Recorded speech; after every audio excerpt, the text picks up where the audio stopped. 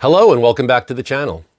Bug out bags are great and they have a purpose, but many people put way too much emphasis on the idea of bugging out when that should really be your absolute last resort. In this video, we're going to discuss the many reasons to bug in and stay put instead of fleeing and hitting the road.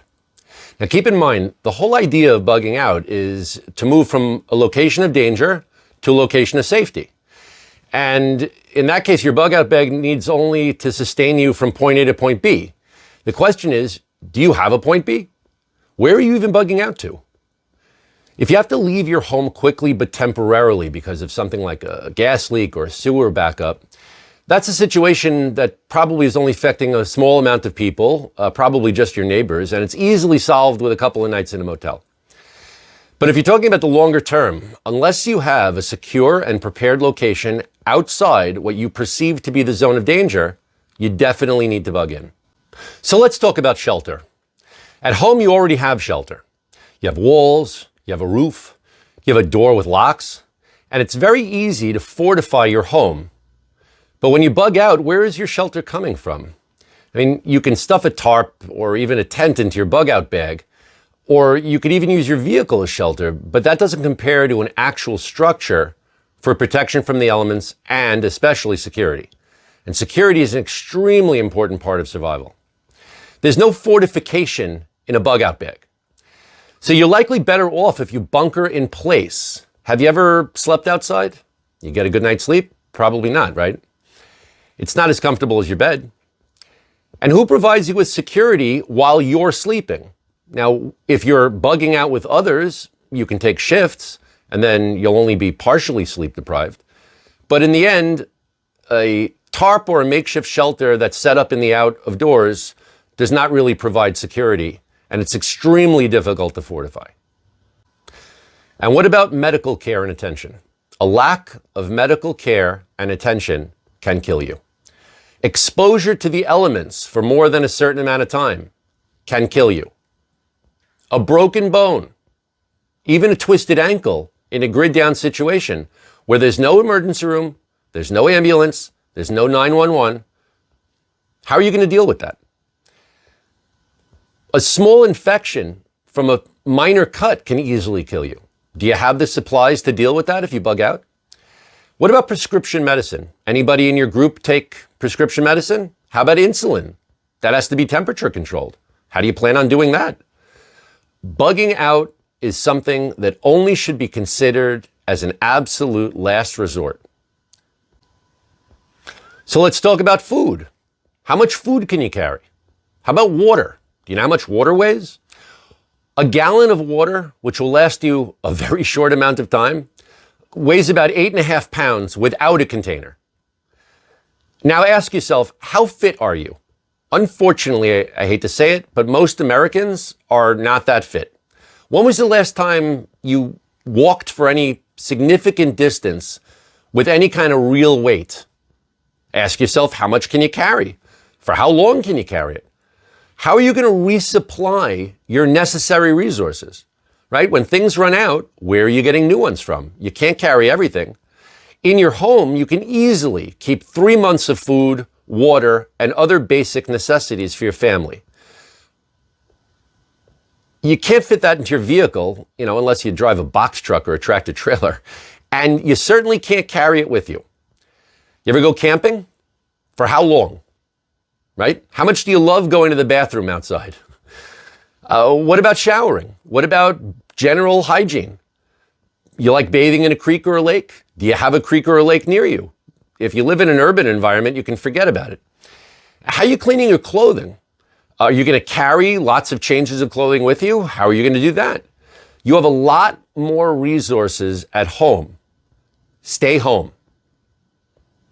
At home, you probably have at least some friends and you have some kind of a community. Community is security. I'll say that again. Community is security. People can work together and pool their skills and their resources. If you're like me, you probably already have some kind of community security team. Maybe you have a network of like-minded people who live close by that you can call on for assistance in a difficult situation. Most private homes are nearly indefensible to a real marauding force. If you have any military experience or law enforcement experience or even security experience, you know how easy it is to penetrate someone's defenses in a residential area. Now, I live in a neighborhood. I don't live in a rural area and I don't live in the city, but I live near enough to the city to be concerned about the hordes of people who need the things that I have. You might consider being concerned about the same things. So, in a long-term collapse, I'm not talking about a couple of days or I'm talking about weeks or longer, you're going to need help from others to defend your home and your possessions and your community. And it's great that you have a gun and it's nice that you have a bulletproof vest, but are you going to pull security 24/7? You need others to survive. Community is security. And speaking of security, how many guns can you carry? How much ammunition can you carry? It's very heavy. And what about your family makeup, right? Do you have elderly parents or grandparents? Do they live near you or with you? Are you going to take them with you? I certainly hope you are. I know I would. Do you have young children? Are they carrying their own gear or are you going to carry it for them? How many diapers can you carry? How much formula can you carry? I have 4 children, and when they were young, it was hard enough for us to pack to go on a regular planned vacation. Forget about being out in the open in an emergency situation with children. Stay home. On the road, you have no security. You are basically a refugee. You'll encounter many people with bad intentions who will want to take what you have by force. And in a SHTF type situation, the police are not coming to help you. There is no 911. You are essentially the head of your own protection detail. If you're dealing with a widespread disaster or economic collapse, everyone who you come into contact with, who you don't know, is a potential threat to you. And they will probably perceive you to be the same to them. And that can get you killed very quickly. If there is a widespread disaster, you may be forced to comply with whatever the authorities tell you to do. And I'm talking about FEMA, National Guard, military, someone else. The best way to avoid the authorities is to stay at home. We saw this after Katrina. We saw this during COVID. Stay in your home. That's the best place to stay. That's where you're the safest. When you bug out, you essentially leave all of your resources and all of your preps behind for someone else to take. And you assume that where you're going is better than where you are. That's the old grass is always greener. The grass is never greener. It just looks greener from where you are. Once you get to where you're going, I promise you it won't be better.